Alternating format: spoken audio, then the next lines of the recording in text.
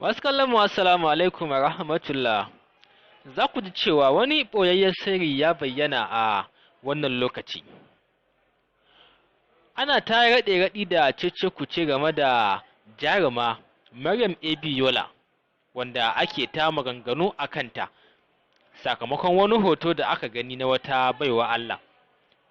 Wanda ake ta raɗe-raɗi cewa ai can dama can jaruma Maryam Yola ‘yan biyu ne, ma'ana Hassana da Usaina ce. Kamar yadda wannan hoto ya bazu yake ta yaɗuwa a duniya musamman ma a social media, wanda aka ga hotonta ita da wata wanda suke kama mutuƙar kama, wanda ma ake ta cewa ‘yan biyu ne. To ita dai wacce baiwa Allah dama can ita wannan ‘yan biyu aka haife su, sai kuma ya zamanto an samu saɓani wanda kuma wannan iko ne na Allah, kuma Allah ne mai yin abin da ya so. ‘Yan biyu aka haife su sai kuma aka ga ita ‘yar uwar tata ko kusa ba sa kama da junansu, sannan kuma aka samu saɓani na launin fata. Ɗaya fara ce tas wacce za a iya cewa wai ƙwara ko kuma a ce zabiya, ɗaya kuma fara ce amma farinta ba fari sosai ba, wanda ake kira da brown color. To sakamakon ganin wannan hoto na Maryam Yola sai kuma da ita kuma wacce baiwa Allah sai aka fara tunanin cewa ‘yan biyu ne. ‘Yan biyu ne, so amma ta yaya hakan zai kasance? Ita dai wacce baiwa Allah ita da ‘yan uwarta da aka haife su ‘yan biyu kuma suka samu launin fata da kuma yanayin kamanni ma suka bambanta.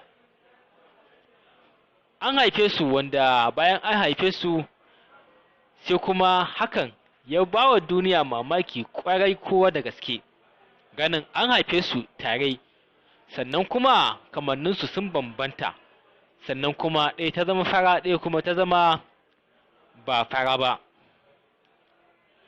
Tun suna yara komai nasu ya kasance ya bambanta, amma kuma haka da iyayensu suka ce wa'annan dole ‘yan biyu ne, kuma dole a haka aka haife su, kuma ‘yan biyu dole za a kira su. Hakan ya kasance komai nasu suna yi tare, kuma komai nasu yana kasancewa iri ɗaya na ɓangaren shiga da kuma saka sutura kala-kala, amma kuma kamanni sun bambanta. Bayan waɗannan ‘yan mata sun cika shekara 25 cik-cik, sai kuma katsam aka bincike da bincikowa aka gano Maryam Yola, sai ake ta raɗe-raɗi ba ma wai a nan ƙasar tamu ta Najeriya ba, har ma can ƙasar da aka haifi waɗannan ‘yan biyu da kuma waɗanda ma suka san su suke ta maganganu da kuma raɗe-raɗin cewa anya kuwa ba matsala aka samu ba wajen haihuwa. Bayan an haihu aka canza Yola, aka canza ta, aka canza Maryam Yola da wannan yarinya, aka ɗauko wacce aka saka, wanda yanayin kamanninsu ya zo ɗaya kwarai da gaske, shine ake da tunanin haka. An fara tunanin cewa za a biyo Maryam Yola domin a ga iyayenta sakamakon hakan da ya faru, domin a tabbatar da cewa yaya aka yi ma hakan ta faru, wanda an daɗe iyayen waɗancan ‘yan biyun sun daɗe suna ta bincike da kuma sanin yadda aka yi hakan ta faru, yadda suka haifi ‘yan biyu sannan kuma ‘yan biyun kuma suka zamanto kamanninsu ya bambanta, kuma kalar fatarsu ma ta bambanta. To masu kallon mu, me za ku iya cewa game da wannan bidiyo? Shin ta tabbata cewa Maryam Yola ‘yan biyu ne, koko kamanni ne kawai ya zo ɗaya, duk da cewa waɗancan ‘yan biyun tare aka haife su amma kuma kamanni ya bambanta? Duk da cewa mun san da cewa akan haihu a asibiti, bayan an haihu a asibiti sai kuma a samu canjin jarirai, a canza yara ko kuma wani tuggu da ake kullawa a asibiti. To ba za mu iya cewa kai tsaye, ba za mu iya cewa wannan abin ne ya faru ba, amma dai mun kaddara cewa wannan ba komai bane ba game da iko na Ubangiji.